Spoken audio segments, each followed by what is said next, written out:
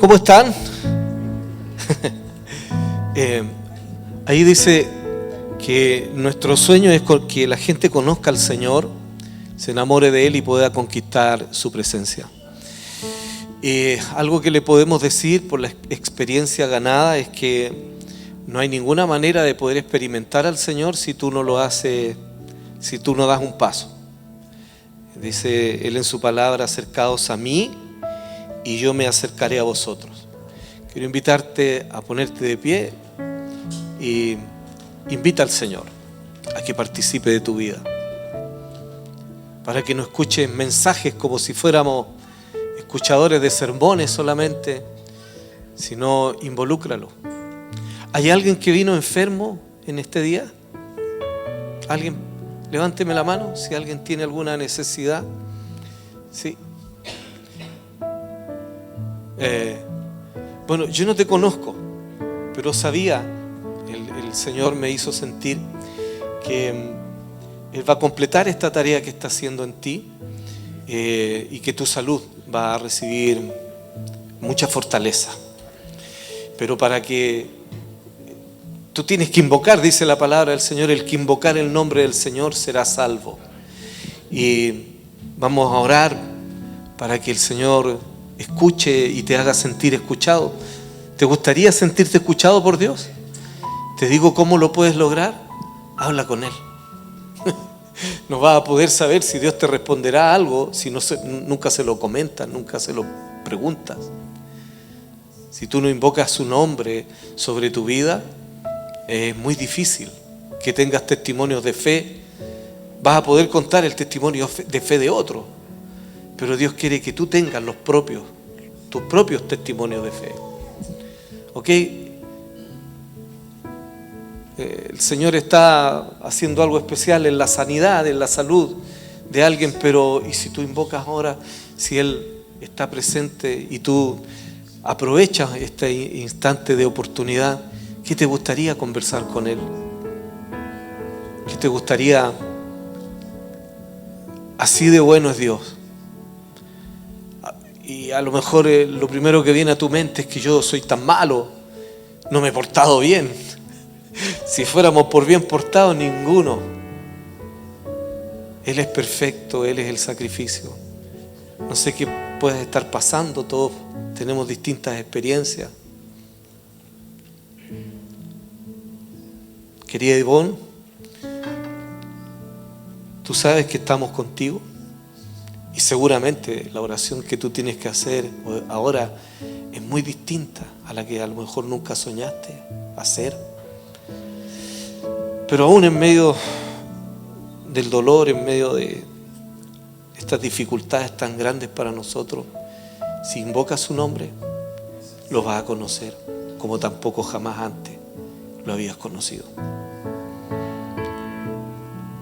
Dios es personal, el trato que te quiere dar. No estamos en una reunión para reunirnos. Vinimos a estar con Él. Y estar con Él, ¿qué podría ser mejor que estar con Dios?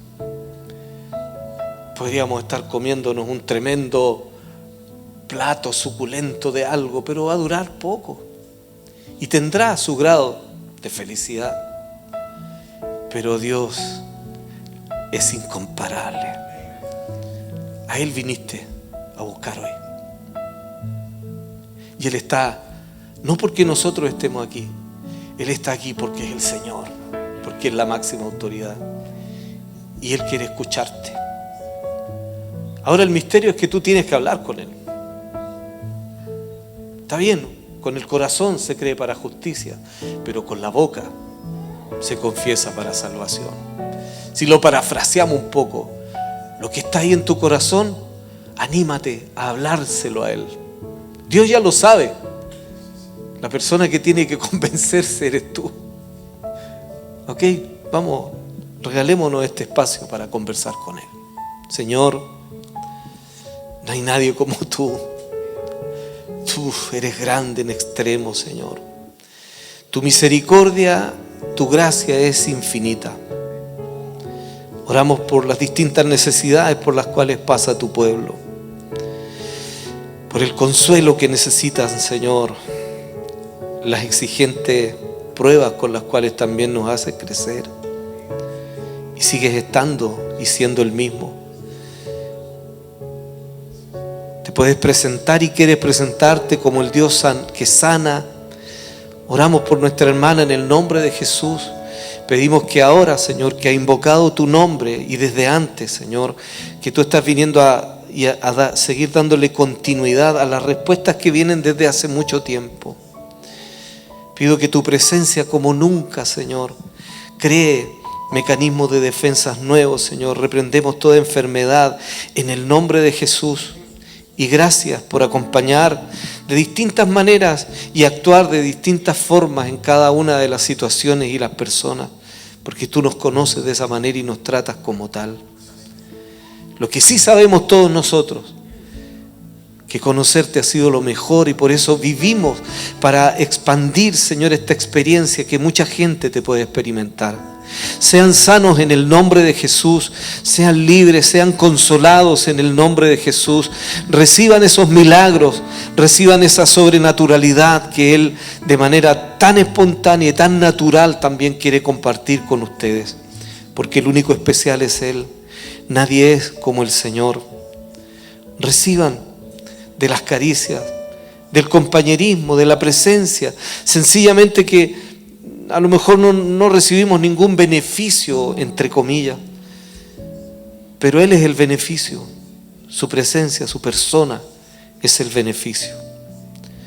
Y te damos gracias, Señor, por ser tan bueno. Gracias porque tu Espíritu está aquí glorificando a Cristo, el Señor. Y porque eres tú y tu misma persona la que está afirmando los corazones, Señor. Creando instancias para encontrarse más profundamente contigo. En estos días que son difíciles para la humanidad, tú eres el mismo Dios de ayer, hoy y por los siglos, Señor. Descansamos en ti. Háblanos, por favor. Ten misericordia en el nombre de Jesús. Amén. Vamos a darle un aplauso al Señor, que Él es bueno. Se sana en el nombre de Jesús. Tome su asiento, por favor. En esta temporada de escuela y todo, tenemos la misión de sintetizar lo mayor posible, ¿no? Así que ustedes saben que yo soy larguero, pero necesito que me ayuden y lo logremos rápido. Yo quiero compartir hoy día algo que continúa, le puse el nombre así como una fe con historia, que es lo que nos caracteriza. Nosotros no iniciamos un andar de fe desde solo la experiencia que conocimos con Dios en adelante. Y si de alguna manera nos hemos sentido tentados a aquello, creo que enriquece que nos demos cuenta que la historia que Dios quiere escribir con nosotros es mucho más larga, tiene un alcance mucho más largo. Quiero contar una experiencia. Bueno, vivimos un tiempo en Puerto Natales con los hermanos de allá, con Héctor y Bernabé. Extraordinario que no tenemos, vamos a ir contando de a poco, primero los pastores, después los líderes, después la iglesia, porque fue muchísimo. No solo lo pasamos bien, no fuimos a consumir belleza, ni a consumir... hoy día lamentablemente la belleza se ha hecho como un producto, ¿se han dado cuenta? Se venden paquetes de tour y todo, y toda la gente dice, bueno, la creación de Dios y todo, pero uno va y dice, oh, qué lindo, y después se devuelve y fue lindo, está lindo. Pero yo creo que sería ideal encontrar la belleza del Creador que está allí. Y dentro de las enormes experiencias que vivimos ahí, pero fuimos a visitar un lugar donde habían estas pinturas que se tienen un nombre, la pintura rupestre se llama, que es como ancestral, que ha quedado por centenas de años y quedó el registro allí. Y nos encontramos con dos cosas. Lo bueno era ver esas pinturas. No sé por qué nos gusta tanto, pero en realidad eran 3 rayas, algunas eran 3 rayas rojas, que llama la atención primero cómo encontraron algo que fuera tan duradero, Pero las ganas de dejar el registro, ¿cierto?, de las generaciones anteriores, es como algo que se repite en el corazón del hombre. La humanidad necesita, siempre tiene este sentido de trascender, para cosas buenas o malas. Entonces, lo lindo fue estar en ese lugar y decir, pensar que aquí hubo un ser humano hace cientos de años atrás que pensó. Yo no sé si pensó, a veces uno en el árbol pone la firma, el nombre, aquí estuvo Héctor. Sigue siendo el mismo sentimiento de trascender, de que quede ahí una firma, un legado, un mensaje que está hecho para que lo lean otros, ¿cierto? Porque ¿para qué vamos a escribir cosas que nadie va a mirar? Era lindo ver eso. De alguna manera estas pinturas te dejan la sensación, algunos son más específicos, ¿cierto? Algunos dicen, aparecen cazadores.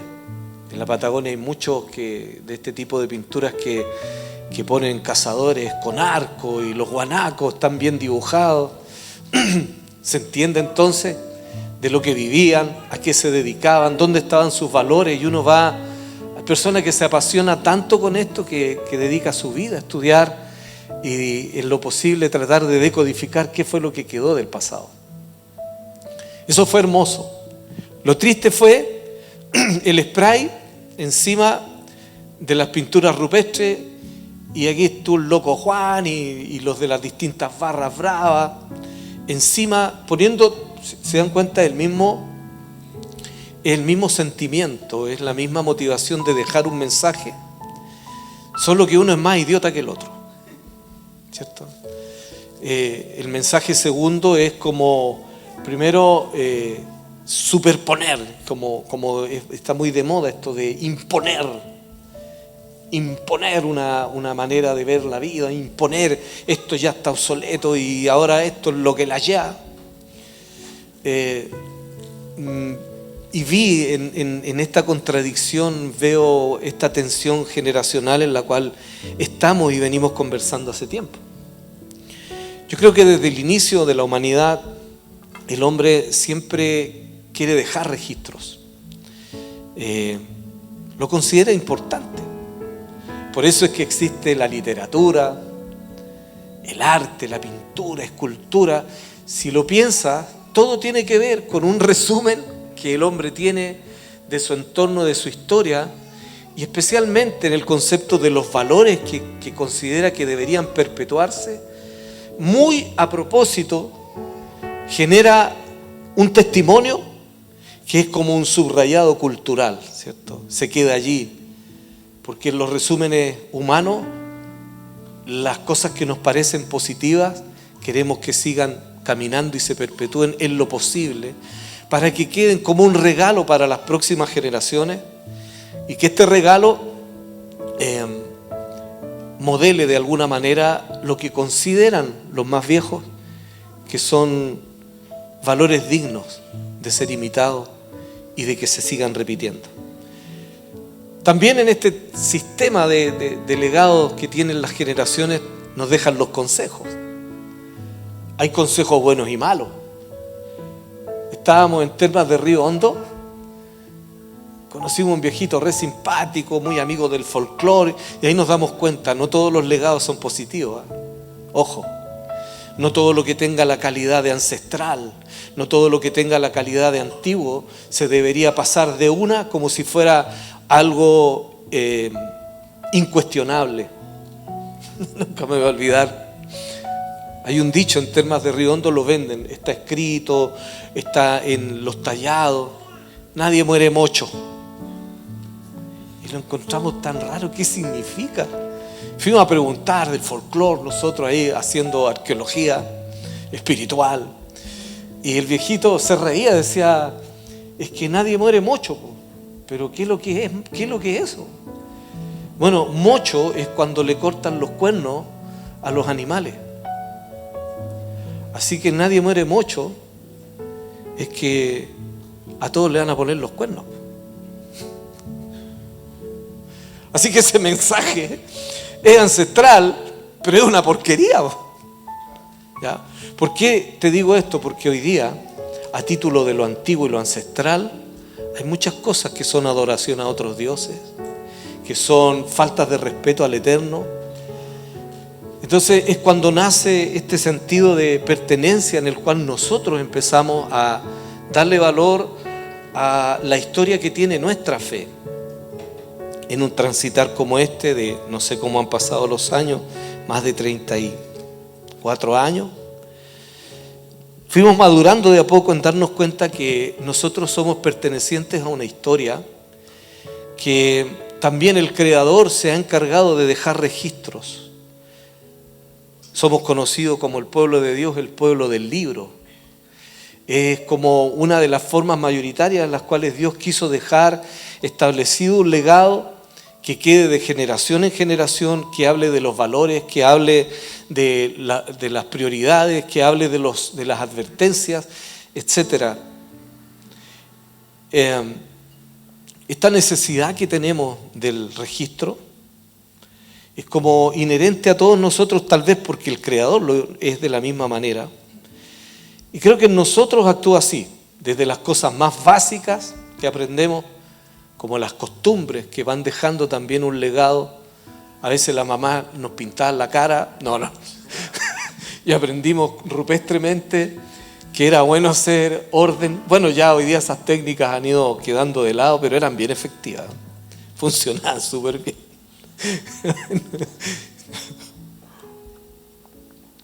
Me acordé de esos videos donde dice cómo no recordar esos días cuando mi mamá salía a correr conmigo y era que la mamá lo andaba persiguiendo con la chancleta en la mano, porque, bueno. Yo creo que desde la formación de los hábitos más básicos en el hogar hasta cómo dirigir los destinos de las naciones, siempre están sustentados por los valores, la jerarquía y la importancia que el relato o la voz generacional te va enseñando. ¿Cuál es la voz y el relato de hoy día que tenemos en este país? ¿Cómo? Ya, el progresismo invita de alguna manera a deconstruir, ¿cierto? Está diciendo somos contestatarios al relato anterior, porque no nos trajo buenos resultados, estamos llenos de comodidad y nosotros ahora queremos no trabajar. ¿Han escuchado hablar de los nini? Son, los sociólogos le han denominado hacia una generación de los jóvenes de los nini. ¿Ya? Ni trabajan ni estudian. Y eso obedece a un relato, a un mensaje aprendido. Bueno, no quiero llegar ahí, quiero llegar a lo nuestro.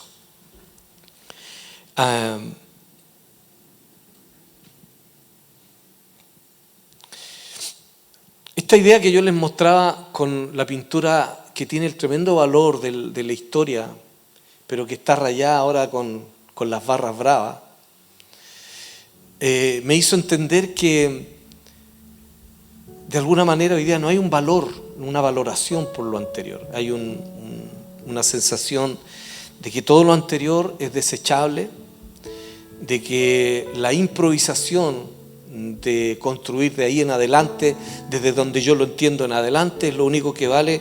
Y lamentablemente creo que también ha ocurrido que se ha perdido espiritualidad, por así decirlo, una espiritualidad del valor por una cultura que ha dado a luz generaciones mucho más egocéntricas, individualistas, y que tienen poco valor o valoran poco la vida comunitaria, la vida en comunidad. Solo juntarse para hacer en algún momento una masa, pero no un pueblo. La diferencia que hay entre una masa es que puedes actuar en una masa, los estudiosos le llaman el efecto el hombre masa, el que se comporta de determinada manera en un montón de gente, pero que de manera individual nunca lo haría. Entonces, claro, porque esa masa no está muy interesada en darle valor a la historia, a lo anterior, al respeto, sino que considera que como le llegó la vida a muchos de los jóvenes nuestros, la vida les llegó, aunque no lo crean, muy fácil. Creo que la generación de nuestros papás no tuvieron tiempo para hacer más entre comillas, revolución que enfrentar la vida y dijeron, tenemos dos caminos. Enfrentamos esta cuestión a como sea, pero el sentido de propósito que tuvieron nuestras generaciones pasadas, nuestros papás, fue, tengo que luchar para dejar algo mejor para mi hijo. Y eso les costó mucha humillación, les costó mucho sacrificio, mucho esfuerzo, y ellos de alguna manera vivieron una ley del amor, un amor que se comprometió y dijeron, ya nada más sueños para nosotros no hay, el gran sueño al que me voy a dedicar es que mis hijos tengan algo mejor. Y los hijos tuvimos algo mejor, pero no supimos el valor, el costo, el precio de lo que eso significó, fue tan alto. Nuestros papás son tan admirables. Bueno, algunos sabemos ya no están con nosotros, pero fue tan admirable hasta donde nos dejaron. Y el punto es que cuando las cosas no cuestan mucho, no las valoramos porque no sabemos cuál es el valor que tienen. Creo que hoy día hay muchos jóvenes que, si hubieran vivido en las épocas pasadas, no se atreverían a argumentar lo que hoy día argumentan, pero como nacieron desde la comodidad en adelante, indistinto de, yo sé que hay injusticia, sé que hay gente que tiene menos oportunidades, es real, pero aún así, nosotros no hemos tenido que experimentar una guerra, por ejemplo. Nosotros no sabemos lo que es la hambruna. La pandemia nos dejó hasta la iglesia patas para arriba. Todo lo que creíamos de la fe, en cierta medida, parte del relato de lo que estoy compartiéndole, nos hizo entender la pandemia y un cambio que vino, que fue bien brutal, sacó a la luz nuestras verdaderas convicciones y muchas eran de papel. Convicciones, fe, que era una fantasía. No, nosotros tenemos este tremendo líder, nosotros lo proyectamos como el continuador de, no sé, de Latinoamérica. Y cuando lo llamábamos por teléfono, te queremos ir a visitar, no, que me pueden pegar el bicho, no confiaban en el Señor, si me vaya a ayudar, déjame la bolsa metida en la puerta. Y la fe. Estoy hablando de líderes, líderes, los que nosotros pensábamos que eran un modelo para continuar multiplicando. Entonces nos dimos cuenta que teníamos muchas convicciones muy superficiales. De alguna manera todos escogemos, todas las generaciones tienen símbolos, tienen hitos, íconos con los cuales se refuerza el relato que consideramos que es importante. Por ejemplo, la palabra épica, ¿cuánto usamos la palabra? ¡Oh, eso estuvo épico! ¿Qué significa épico? ¿Qué es la épica? ¿Alguien sabe? ¿Cuánto usamos la palabra épico? Todos. ¿Qué significa? Es memorable. La épica es un tipo de literatura. Es la literatura que extrae la poesía, haciendo el relato una poesía de eventos heroicos. Entonces la épica es una manera cultural que una generación usa para darle valor a sus héroes, por ejemplo, lo que consideran que son dignos de imitación. El Morro de Arica. Allá has escuchado cuántas historias del Morro de Arica. La épica lo dice con poesía, sin poesía, pero la épica tiene un montón de literatura que habla de hombres valientes que tuvieron la osadía, tuvieron la intrepidez, ¿cierto?, de conquistar algo que parecía y era imposible, pero lo lograron. ¿Cómo se dice? De manera épica. Hay poemas que son dignos de la proeza y se resaltan culturalmente. ¿Por qué? Porque la generación ha decidido decir, eso es valorable, que los que continúen después lo vean. Por último, valoren lo que significó el esfuerzo, el trabajo. Dense cuenta cómo llegamos a esto. Creo que di a entender entonces por qué el hombre, por el sentido de trascendencia, siempre busca símbolos, íconos, literatura, la épica generacional. Ahora quiero circunscribirnos entonces a que los símbolos son este resumen consistente de los valores altos que se subrayan en la cultura a través de como sea, arte. De repente es sublimado esto también, pero me acuerdo que tuvimos la bendición con mi esposa de estar el año antepasado, ¿cierto? Estuvimos en el museo en París, en el Louvre. Es tanto el relato y la escultura y la pintura que ya yo le dije a Ana María, vámonos, porque ya ni me acuerdo, he visto tanto que no sé si el apóstol Juan era sobrino del Quijote de la Mancha, porque era un baño demasiado grande de cultura. Hay gente que dice que en varios meses tú recorres todo aquello. Entonces uno tiene que entrar ahí y escoger temas mejor, temáticas. Nosotros se nos ocurrió la temática de Egipto.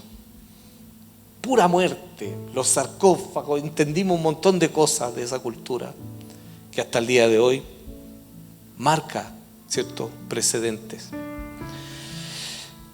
Nuestros símbolos, los nuestros, entonces, ¿de dónde van a extraerse? El pueblo de Dios tiene épica. ¿Dónde estará? ¿Perdón? ¿Ya? ¿Y en qué parte de la Biblia?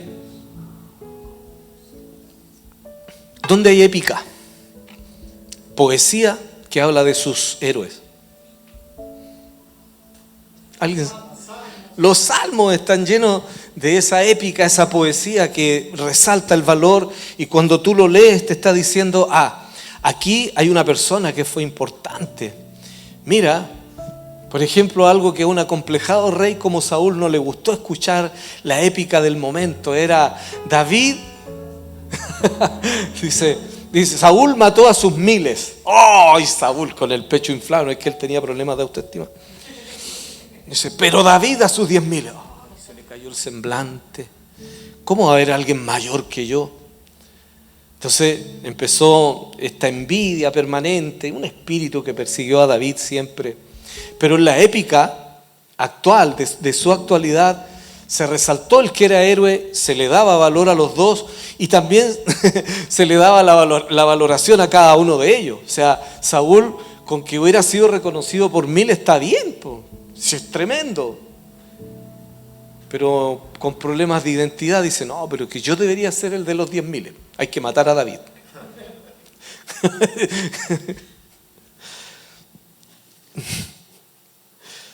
Nuestros símbolos entonces dicen que las escrituras están cargadas de esto.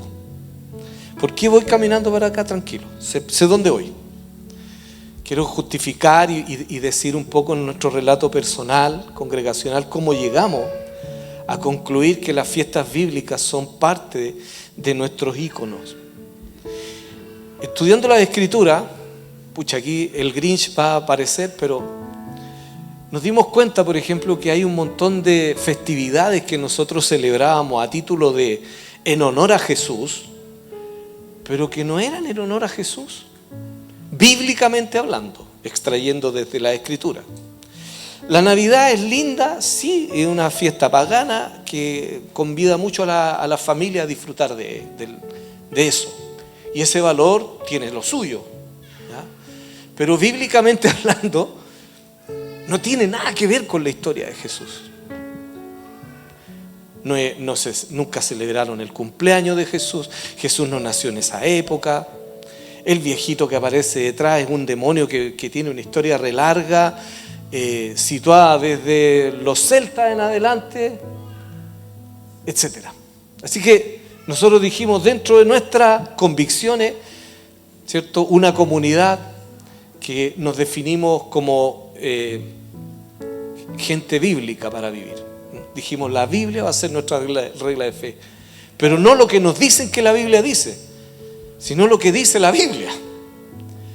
Y la Biblia nos llevó a darnos cuenta que teníamos un montón de tradiciones que habían sido traspasadas en nuestras generaciones como algo súper iconográfico, pero que no pertenecen a la historia genuina de los seguidores del Mesías, de Jesús, sino que pertenecían a la Iglesia Católica, principalmente. Otra de las grandes decepciones que me llevé cuando tuvimos la oportunidad de visitar lugares, especialmente la arquitectura de Europa es espectacular. Y especialmente las iglesias, las catedrales. ¿Sabes qué descubrí? Todas, por lo menos donde nosotros anduvimos, todas eran en honor a la matanza de alguien y que después se pasó a representar en alianza a la Iglesia Católica con el poder imperante, ¿cierto? A un determinado rey, pero todo está fundado en la sangre. Y las ciudades, desde Caín en adelante, que han sido fundadas con sangre, de inocentes, ¿cierto? De abuso, de violencia, son el modelo espiritual con el cual se nutre esa cultura.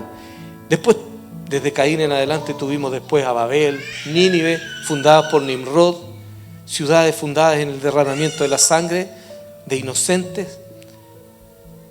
Por eso que la vida de comunidad es tan importante, iglesia, entenderla, vivirla, porque esa es la respuesta de Dios para las naciones.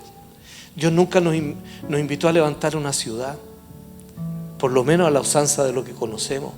Si nosotros creemos que Dios en algún momento va a forjar una ciudad, una sociedad que encaje tan bien y le caigamos tan bien a todo este sistema, no hemos entendido nada. Dios de alguna manera nos quiere algo salvaje, algo indómito, en referencia a cómo Él quiere que hagamos nuestra vida relacional. La ciudad es un sistema espiritual que está viviendo dentro de nosotros y mucha de esa contaminación no nos deja amarnos. Mucha de esa contaminación no nos deja hacer una verdadera comunión, porque somos más hijos. Hay más influencia de ese sistema espiritual dentro de nosotros de lo que nos gustaría reconocer. El Señor propuso comunión, comunidad. Hagan comunidad. Si tú haces comunidad, si tú haces comunión genuina donde el amor, que es Dios mismo, participa, entonces tú eres una respuesta contestataria a un sistema, aunque no te den ni cuenta. Dios no va a mirar, el político que se portó estupendo, ahora yo lo voy a respaldar. ¿Sabes cómo Dios enjuicia a las naciones? Y los dioses que están detrás de esas naciones, con comunidades que lo aman. Tú eres la respuesta, siempre y cuando te animes a vivir como Dios dice que hay que vivir. Por la fe Noé condenó al mundo. Estaba llamado a ser salvación para el mundo, pero como el mundo, el sistema espiritual no respondió a como Dios dijo a través de su pregonero de justicia, entonces ellos se enjuiciaron a sí mismos, porque cuando el statu quo que Dios pide está en la tierra, entonces esa es la justicia, esa es la vara, esa es la medida. Si tú quieres ver caer un sistema corrupto en tu nación, si tú quieres ver un sistema corrupto caer en tu ciudad, la manera en cómo tienes que enfrentarlo es viviendo como dice el Eterno, porque Él estará caminando contigo y entonces su justicia, que ahí es donde termino hoy día. ¿En qué consiste el reino finalmente? ¿Para qué traemos la épica, la historia? ¿Por qué tomamos la idea de las fiestas solemnes, que son aquello donde encontramos que hay íconos bíblicos que siempre nos llevan a Cristo? Pesaj nos lleva a Cristo. Pascua, ¿cierto? Habla del Cordero, que fue el que hizo que la muerte no tocara al pueblo que tenía pacto con Dios. Las primicias hablan de cómo Él en primer lugar se levantó de entre los muertos, siendo el primogénito de toda la creación, y etcétera. Todo propende y apunta a Cristo.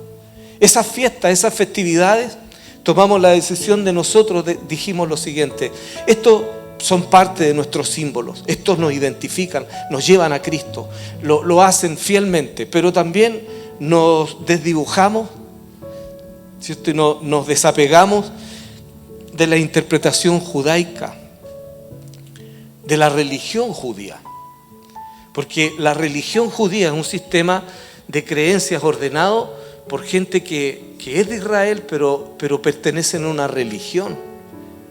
Y la religión judía no nos identifica. Por ejemplo, ¿por qué? Porque es súper respetable, pero para el contexto de ellos.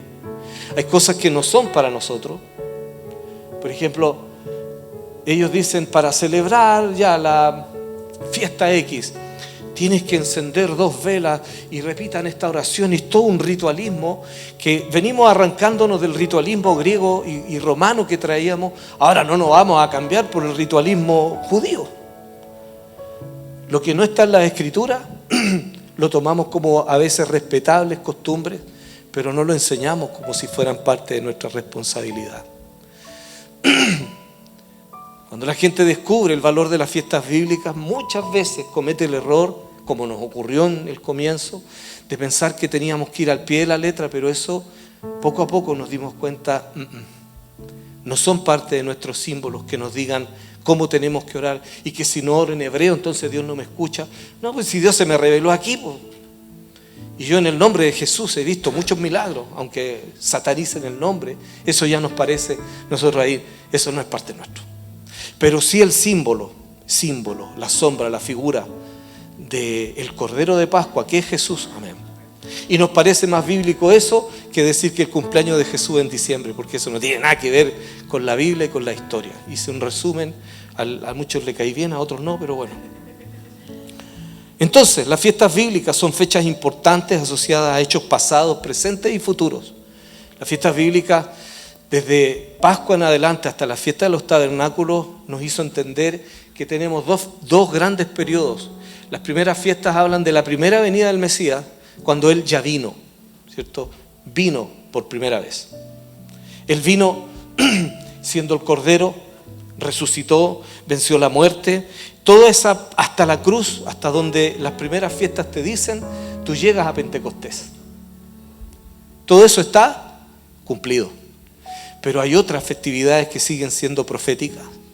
Cuando venga la fiesta de los tabernáculos, eso nos define también como una congregación que cree que Jesús va a volver por segunda vez, que Él viene, ¿no? En eso no somos preteristas, nosotros no nos hemos definido como a algunos hermanos en la fe que tienen esta convicción de que Él ya vino, ¿no? Que la segunda vez ya ocurrió en el año 70 y que todo está cumplido. Eso no lo creemos nosotros. Pensamos que las fiestas siguen profetizando la segunda etapa, que por eso es bueno y sería bueno conocerlas, ¿ya? Después viene la invitación entonces a que nuestra épica, el valor de nuestros héroes. ¿Dónde encuentras héroes tú? Háblame de algún héroe de la fe para ti. Si es contemporáneo, cercano o más lejano o de la historia. Cuando digo héroe de la fe, ¿a quién se te viene a la mente? Por favor, díganlo. ¿Perdón? Pablo. Esteban, David, un héroe de la fe. Esteban es el primer mártir, el primer derramamiento de la sangre, ¿cierto? Que trae la manifestación de esa justicia a la fundación de la ciudad. Bueno, ahí quédense. Alguien, un héroe de la fe para ti, ¿y alguien contemporáneo? ¿Ya? Abraham y Martin Luther King. Un héroe de la fe.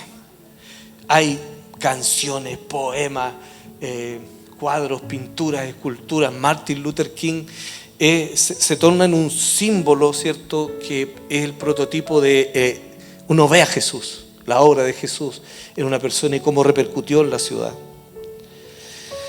Quiero concluir aquí. Nuestros símbolos los escogimos de esta manera. Tampoco tengo el tiempo para profundizar tanto. Parte de la invitación y los avisos de los cuales habla Héctor es cómo queremos celebrar Pascua en este año. La celebración de Pascua entonces nuestra no es judía, lo aclaramos, pero sí es en honor a Jesús, y nos parece que el relato bíblico es mucho más consecuente desde esa fecha hasta el cumplimiento en Cristo mismo que todo lo otro que ya dije, ¿ya? Solo en referencia a aquello. Las fiestas solemnes para nosotros son parte de nuestros símbolos. Cuando decimos fiestas solemnes nos referimos a cómo es que Dios venía revelando a Cristo en Pascua, en las primicias, en Pentecostés, más adelante con la fiesta de las trompetas, el día de la expiación. Y en todos ellos usted va a encontrar a Jesús, va a encontrar a Cristo, y en distintas como cumplimientos de lo que ha sido la obra de Él. Entonces, ¿cómo lo hacemos para equilibrar? ¿Cómo equilibramos no caer en el obsoletismo que algunos practican? Por ejemplo, hay gente que ha hecho una diferencia, dice, entre la ley y la gracia hay dos tiempos. Ven una dispensación y dicen, nosotros ya no estamos y no somos de la ley. Entonces, cuando nosotros decimos, nosotros podemos celebrar las fiestas bíblicas en honor a Jesús, ¿cierto? Ellos consideran que no, porque usted está, eso es de la ley. Y ellos hacen un obsoleto el antiguo pacto y declaran que el nuevo pacto es donde solamente se puede extraer todo lo realmente genuino. De alguna manera es como que Dios cerró la página y dijo, este plan no me resultó, vamos al plan B, iglesia. Y nosotros entendemos que Dios no hace las cosas así mal. El relato de Él siempre ha sido el mismo, es consecuente, pero sí tenemos que entender que el antiguo pacto tiene sombras y figuras, ¿ya? Que el cumplimiento es Cristo. Él es la verdad, Él es el camino, Él es la vida. Pero si lo ves como un relato continuo, completo, te es mucho más fácil conocer al Señor de esa manera. ¿Y cómo hacer entonces para evaluar si lo que hago, si mis prácticas, si los símbolos, si la retórica, la épica que estoy desarrollando con Dios es de Dios? Aquí me quedo con el texto que está en Mateo 4:23, dice: y Jesús iba por toda Galilea, enseñando en sus sinagogas y proclamando el evangelio del reino y sanando toda enfermedad y toda dolencia en el pueblo. Y su fama se extendió por toda Siria y traían a él todos los que estaban enfermos, afectados con diversas enfermedades y dolores, endemoniados, epilépticos, paralíticos, y él los sanaba. Y lo siguieron grandes multitudes, etc. Pero dice que la proclama de Jesús era el evangelio del reino. El evangelio no solo son las 4 leyes espirituales que en algún momento aprendimos, que te voy a predicar el evangelio ya. Predícame el evangelio. Mira, tú eres un pecador, todos pecamos, el que peca está destituido de la gloria de Dios, necesitas un puente, necesitas al sumo pontífice que es Cristo mismo. Si tú lo recibes en tu corazón, le pides perdón por tus pecados, tú vas a ser salvo. Y entonces decimos, ya, te prediqué el evangelio. Y queda atrapado en mi persona. Pero el evangelio que predicó Jesús es que Él traía la buena noticia del gobierno, del reino, del orden, de la manera completa de cómo es que el cielo está proponiendo en Él vivir la buena noticia. El evangelio es del reino. La buena noticia es que Dios tiene no solo una manera individual de tratar contigo, sino una forma colectiva. Y su reino, para verlo en manera muy práctica, es justicia, gozo y paz en el Espíritu Santo. Y parece que ahí nos quedamos, porque ese ya va a tener que ser el próximo tema. ¿Cómo debería evaluar la manifestación del reino? Si lo que estoy haciendo, si las prácticas que tengo no me llevan a esta justicia, gozo y paz en el Espíritu, tengo una religión, un hobby, llámele como quiera. Pero si esto no te lleva a conocer al Señor, entendiendo que conocer es mucho más que manejar información de Él, es experimentarlo a Él, es disfrutar de Él, es caminar con Él, que Él camine contigo. ¿Cómo evalúo? Incluso con o sin fiesta solemne. La justicia, el gozo y la paz del Espíritu, ¿la estás viviendo? Si no es así, necesitas escuchar que el Evangelio involucra su gobierno entero y que tú estás invitado a ser parte de eso, a vivir allí. Sobre todo en estos tiempos difíciles, donde parece que las naciones están trastornadas, los gobiernos, los dioses que están detrás, los espíritus que están detrás de las naciones, están vueltos locos. Pero Jesús sigue siendo el Señor y dijo: toda potestad me ha sido dada en el cielo y en la tierra, por tanto vayan y hagan discípulos. ¿A dónde? A todas las naciones. ¿Cómo afectó a la nación? Con el evangelio del reino. Dios te invitó a ser parte. Entra al reino. Cuando conversa Jesús con Nicodemo, le dice: Nicodemo, es necesario que veas el reino primero. Pero después que lo veas, más adelante le dice: ahora es necesario que entres al reino. ¿Dónde estás tú? ¿En qué reino estás? Tengo a Jesús como el Señor de mi vida. Ok, está dentro de mi corazón. Ahí está, chiquitito. Pero si ahora entiendo que soy yo el que tengo que entrar a una medida, a una dimensión distinta, entonces ya cambia el panorama. Ya no está atrapado aquí en mis deseos, en mis anhelos, en mis necesidades. Yo quedé en algo que me quedó muy grande. Así es como Dios hace las cosas. Así es como Dios reina, como Él gobierna. Justicia, gozo y paz en el Espíritu. Oye, es que yo prendí las velitas y sigo igual. Entonces no lo hiciste bien. La convicción necesita ajustes. Pero si yo oré en hebreo, me aprendí todo, las palabras las dije todas en hebreo, al pie de la letra. De hecho, me levanté a las 6 de la mañana, o a las 6 de la mañana, o busqué la luna con la media punta, media luna, luna entera, y no resulta, o sea, algo pasa. Es que no está en el ritual. No es el ritualismo lo que Dios anda buscando. Él está más interesado en quiénes somos, no en qué hacemos. Porque de hecho no hay nada que podamos hacer que nos haga justos delante de Él. Póngase de pie, por favor.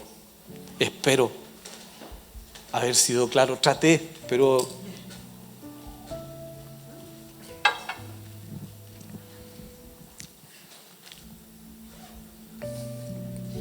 si alguna vez ves a alguien rayando una pintura rupestre,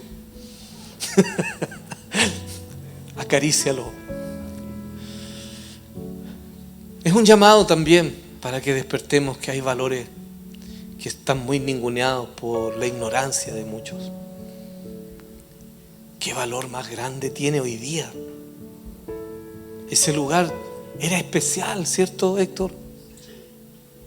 Tenía pinturas tan ancestrales, hay un testimonio tan lindo. Y encima un spray rayando estupideces. Pero esa es la condición. Espero que tú no rayes sobre las fiestas bíblicas.